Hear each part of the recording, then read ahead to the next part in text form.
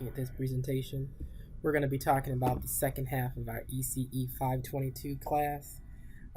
All of these assignments are due on May the 1st, 2016, and I want to detail them as briefly as I can, but as thoroughly as I can so that you'll be clear about what you are supposed to turn in. So without further ado, we're going to get started.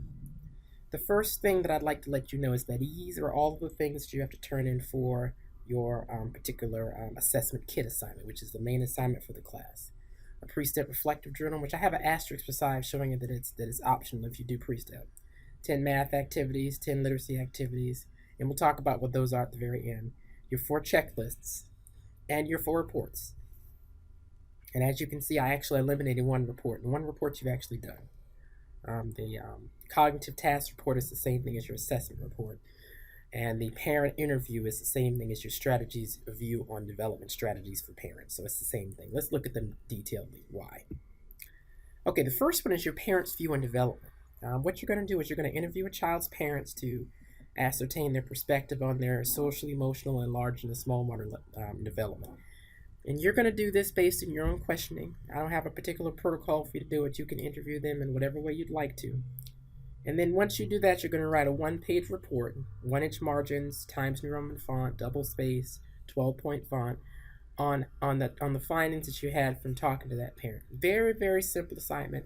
Something that you want to really do good at doing when you actually get in the classroom, because you won't have time to write a real detailed report on each of your 20 children because of the time limit. So this allows you to do this in a much more succinct manner.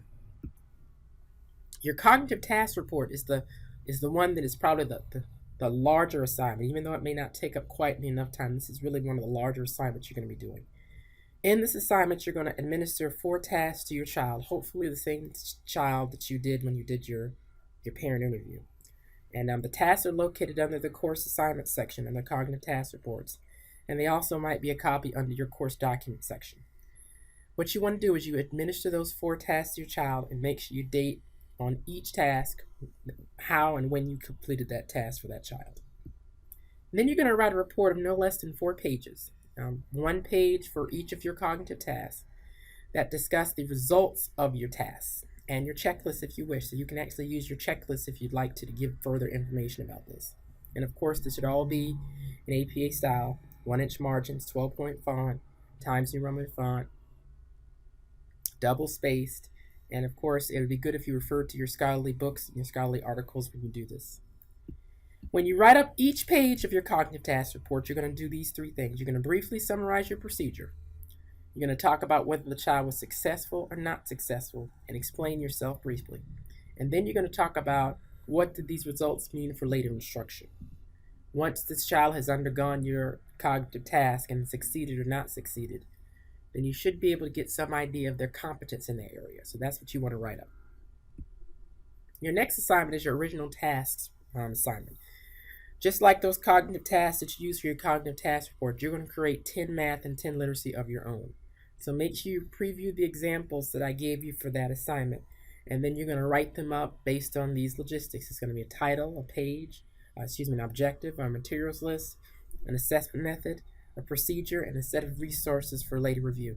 Keep each of your tasks to 1 page. So at the very end of the day, you're going to have 20 tasks and 20 pages. And put a cover page on the sheet that just has your name and the date and the class and my name on it. No graphics. Because what you're going to do is you're going to put all those 20 pages, scan them into Adobe PDF file, and then you're going to upload them to Blackboard. And if you have a lot of graphics involved with them, then what's going to happen is that it's not going to be easily uploadable because the file is going to be too large. And that's your original task report assignment. And that's all. Really quick, wasn't it? Those are all the assignments you have to do for the rest of the class. Of course, make sure you do your cognitive checklists. Make sure you do all the other assignments that we have for the previous class, for the previous section of the class. And just make sure that you contact me if you have any questions. If you can't get me on my email or my home phone, on my office phone, make sure that you also email me, because you should have my cell phone number. But if you don't, I'll be happy to share it with you. Otherwise, I'll talk to you soon. Just contact me if you have any questions.